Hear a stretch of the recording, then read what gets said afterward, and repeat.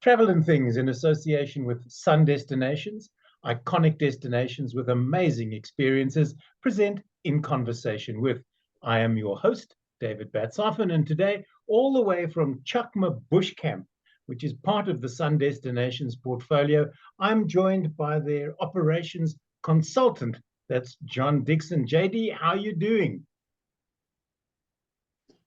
David, yeah, thank you very much for having me on the show. And yeah, all good, thank you. A tad chilly in the low felt today. It's a tad chilly in the high felt as well. I got news for you. Yeah. Who knew we even recently had snow in Johannesburg, can you believe? Well, here's the interesting thing, just from the lovely Christine at the Sun Destinations Hoedspruit office, just let me know a short moment ago, there's a report of a little bit of snow even on Mariepskop, close to Hoedspruit. You're kidding. Wow, well, there you go. Yeah. What's going on with the climate change? But we're not here to talk about climate change. We're here to talk about Chacma. We're here to talk about Sun Destinations. And I know you're at Chacma at the moment. And for those who don't know what Chacma is, John is about to tell us, but it's named after a baboon. Correct. Of course, the Chacma baboons love the koppies in and around the lovely Chacma camp. Mm-hmm. And of course, hence the picture you have there, for example, but named for our beloved baboons. So talk us through the camp, because I visited the camp on a couple of occasions already. It's a very intimate camp. It really and truly is. It's small. You can take your family there and be the only people in camp, actually. But the accommodation, the food, and the staff are all top-notch. Yeah, thank you, David. Yeah, we are blessed very much indeed with having a great team on the ground at the camp itself, both from the chefs and the catering to the service crews to the trails, which we do, of course, using that as a base out in the Maseka Reserve area, the 3-night trails with the Africa on Foot Wilderness teams, which is an extension of what we do there. So, and those are very popular. But the camp, beautiful and constructed with obviously local rock work, wooden windows and so on, wooden framed windows, thatched. There are 3 units of fill, 2 large units effective in the garden below the copy that you see in your picture there. In the left of the viewer's pictures would be one of the other rooms, and then the reception, lounge, and bar area, and one of the other rooms. And then, of course, there's a lovely little spa with a nice pool with an outside deck that overlooks the waterhole just in front of the camp, which the elephants love. They are there non-stop, in and out, coming in to come visit and say hello to our guests at the pan while they're at breakfast or lunch, etc. You know, so we'll get to the elephants and their visits in just a moment. But talking about that waterhole, we'd gone out for a game drive one afternoon, specifically looking for leopard, the tracks of which had been spotted in the area. We found nothing, yes. And we were sort of bumbling around, and we get a call from the receptionist going, "Come home, there's a leopard right outside the gate." So we bumbled around all afternoon. And the thing was that when we got back, it sort of wandered down to the waterhole. Not great images from a photographic point of view, but you could see it clearly. And to think we'd gone out all afternoon looking for it, and it was waiting for us when we came back to the camp. That often happens. There's also a pride of lions at the moment, of course, one of the resident prides up in the north there, of which the lionesses have new cubbies there, which is fantastic. And they stash them in the back of those, the koppies, as we call them, as you know, in the hills at the back. Yeah. So we often pick them up moving in and around there when they're moving the little ones, which is also fantastic. But then what's happened to the family of klipspringers that were there? Are they still there, or have they moved? The klipspringers are still there. Okay. And of course, our other favorite family members are the vervet monkeys, who are always hanging around. But the klipspringers certainly there, and the dussies or rock hyrax. Yeah. And the bird life, of course, up around that little camp area is also very busy. The bird life is fantastic. Before we talk to the referencing this particular image, Where is the camp for people who don't know Chacma at all?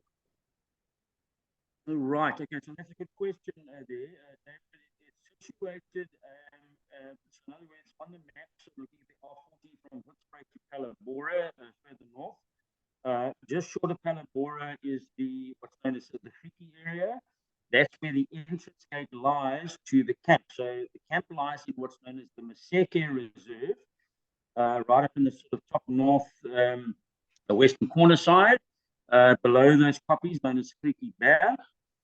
And a very easy access from the R40 into the camp itself. So whether self-driving or the transport companies who bring our guests in and out, very easy access. It is indeed. Now talk to us about accommodation, because the accommodation is really cool. I so enjoyed my time there. No, pleased to hear that. Thanks, David. Yeah, look, I mean, obviously the accommodation, as you see from the pictures, exceptionally comfortable. So essentially the room splits. We could do obviously individual travelers, couples, split rooms with families, which is very important. A very important focus for traveling families internationally is being able to have a double and then 2 or 3 beds for the youngsters, you understand? So, yeah. So we can take 10 total at camp there, but the cost in other words, the 3 rooms configuration that sit in the camp. So it's we have obviously a lot of folks who are self-drive coming in as couples, others as families. For example, we had a French family, they loved it. They had 2 of the rooms. Kids had an absolute ball. So it's very, very comfortable. Room 3 is the one that has an outside shower. All the rest have indoor showers. I don't know why people in urban situations, we put in an outdoor shower at our house about 7 months ago, Yes. and it's probably the best thing we've ever added to this house. I love it. I'm even considering having a shower when it's like -2 in Joburg, just to see what it feels like to run. What it feels like, yeah. Yeah, no, it's look. I mean, obviously the rooms, as you can see from the interior line point of view, beautifully appointed and furnished. There are mini bar fridges inside there. There's obviously aircon for the heat of summer, and of course tea and coffee stations inside, and obviously fully serviced by the housekeeping team. Indeed, you don't need to lift a finger if you don't No. want to. And then this particular image could be at any restaurant in any major city anywhere in the world, but it is in fact under a thatched roof, and just in the background you can see the waterhole, which we were alluding to earlier, and which we'll talk about in more detail in a moment or two. But this is where the meals take place. It's outdoors, and it's very jovial. It's one long table. Everybody chats to everybody else, or not if you don't want to. But I do believe that this is what makes bush holidays different, is the fact that people do chat because they've had similar experiences during the day, if not the same. So they can reminisce, talk about, share other times that they've been in the bush, which makes it very special. Yes, indeed, David. From where you're looking at the table, it looks out obviously onto that waterhole with a floodlight that's lit up at night, so anything coming in can be nicely seen. Obviously, the whole ambiance of being out at night with low lighting and lanterns and candles, all a sort of romantic, lovely feel of the bush in the evening. And then obviously close to the swimming pool is a little fireplace, little boma area, also adjacent, in other words, to the left of that pan and table, just on the other side of the swimming pool, with a nice lounging area as well. So in the daytime, one can obviously rest and relax there around the pool. In the night, we'll have the boma fire going there, where people can sit pre-dinner, have a drink, reminisce and chat about all the exciting activities that they've, the animal encounters they've had, and then of course sit down to a superb dinner prepared by the ladies, Joy and Phyllis, Lodrick, the main chefs, that are the amazing chefs, amazing team. You know, JD, you talk about food, and I'm always fascinated how chefs in the bush, and I mean, it's not like if they've run out of something, they can just pop down to the local supermarket. they've got to have made proper provisions so that they know what they're making. And if they're so great at adapting, if something is not quite right, or you have somebody with specific dietary requirements, they will conjure up like a magician something for you to, or for a particular guest to eat, so nobody goes hungry. Yeah, David, very much. I mean, that's, again, it's all a part of the South African hospitality field that we like to show the world. Right. As you know, we have visitors from all parts of the world.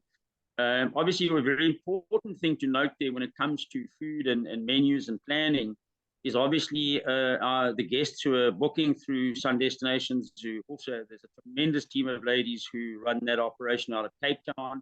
And to advise if there are any dietary requirements ahead of time, because as you rightly say, supply chain is, we're in the reserve, so we've got to go and fetch on, weekly shopping runs or plan accordingly, etc. So we try and fulfill the needs and requirements of all our guests to fine detail. When people ask me for dietary requirements, I always say food in copious quantities. That's all I need to know. No, look, I mean, obviously there's a mixture of there's very good menus and menu planning for both summer and winter side of things. In terms of, obviously, winter now, soups are obviously a very important thing because it's nice and chilly. But no, the menus are superb. The food, the chefs are fantastic. The presentation is superb, and there's always enough to go around for. And Chacma offers breakfast, lunch, and dinner. That's correct. Yes. Yeah. So in terms of when people look at the Sun Destinations packages on offer on the website, they will see obviously there's a number of different things they can do. One is, be it fully inclusive, full board, whatever it might be. They need to chat to the lovely ladies at the Sun Destinations reservations office, who can give them obviously lots more information as regards what's on offer. Now, we mentioned the elephants earlier, and I'm sure people were going, yes.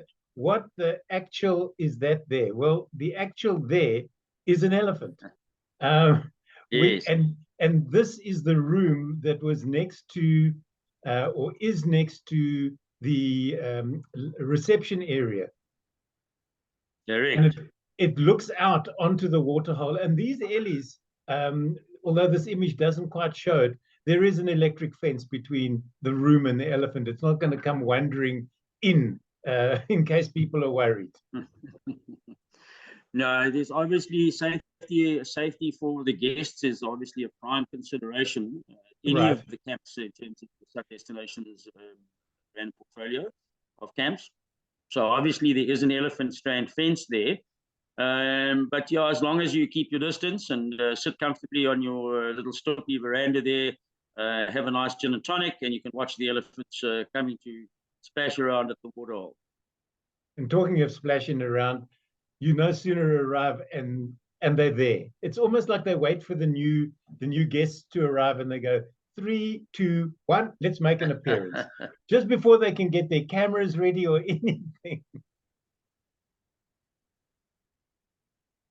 It's actually wonderful because it's when the folks drive in full of great expectations, of course, and many of them on their first time ever trip or safari, and then to have herds of elephant and groups of elephant bulls coming through, almost like a welcome committee, so to speak, coming to greet them and have fun and splash around at the pan there, at the pan in front of camp.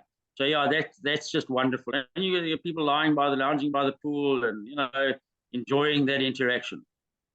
And then we mentioned the food. I can't not finish off a slide presentation without something to show the viewers as to what they may get when they're there. The food is very special, and as you were saying, there's more than enough to go around. If you go hungry at any one of the Sun destinations, then there's something wrong with you. It's as simple as that. Yeah, 100%. The thing is that again, from the Sun Destinations point of view and the camps, across the board is that it's about looking after our guests across all aspects of their trip and experience and safari, be it the experiential stuff in the field with really top guides. You there? Yeah, I'm still here. I just closed and food. The food down because I'm getting hungry looking at it. Yeah, no, okay, fine. So yeah, so the emphasis really from the Sun Destinations group and the camps and the teams and everyone involved is really to ensure that the guests who have come to visit leave as friends and have had a wonderful time. They've been looked after for an experience and visit. So, as operations consultant, JD, what is your job? Is it looking after the camps or looking after the people or a bit of both? It's a combination of a number of things. Obviously, obviously I've worked a very long time with Courtney and Cecilia and the teams at different camps in the Sun Destinations group, and including in other areas as well. However, the focus is really to go in to a location at the request of the Sun Destinations directors, Courtney and the teams, and go and assist them in terms of operational standards, food standards, service standards, safari standards, all that sort of stuff, and just to keep all the edges trimmed and all the bits and pieces working and moving like a well-oiled machine, so to speak. As it should be. How long have you been involved in this industry? I started in the industry, as you will remember, in 1979 as a young lad at the original Sabi Sabi formation group, all those years ago. So I've been in the game since then. Have they given you your long service award, the watch or whatever it is in the guiding industry, seeing you've been there so long? Very sorry. Yeah, I see. Yeah, obviously I work alongside a number of different clients, but Sun Destinations is part of my, in a sense, friends. I've known them for many years. Love them all dearly. They do a tremendous job. Their teams are the best of the best, right from the reservations to all the administration, the back of house, the service staff, the camp managers, and the trails guides and the guides. It's really a top team, and they really do things with great vision, with great chutzpah, great energy and focus, and professionally. Yeah. Just as a matter of interest, and this is sort of a bit left of center, perhaps, is you've been in the industry a long while. What is the funniest thing that a guest has ever come to you and either asked you for or told you about, and it turns out not to be whatever, we heard a line in our bathroom last night and it wasn't, it turned out to be a foam nest tree frog or something like that? You must have a vast store of anecdotes from guests or about guests and their stays and what worries them if they've never been into the bush before.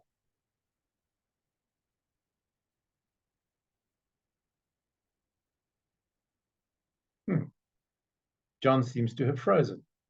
Well, it's that cold. He may well have done. And now I've lost him. I've been talking. He may come back.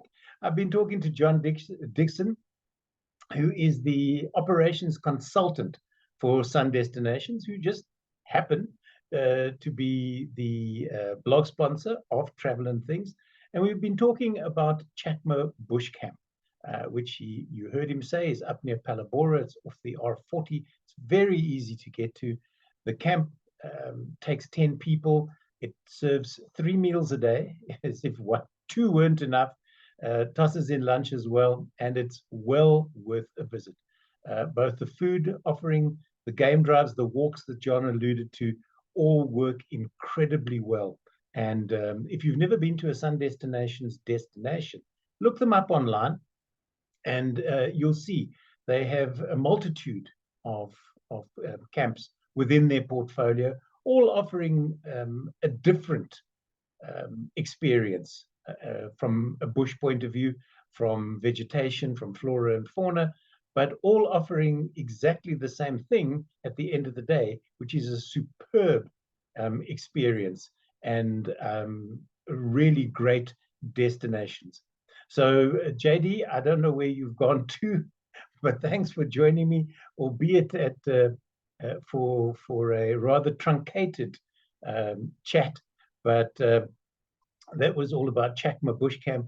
As I said, it's part of the Sun Destinations group, and John Dixon, who is their operations consultant, joined me here on In Conversation With.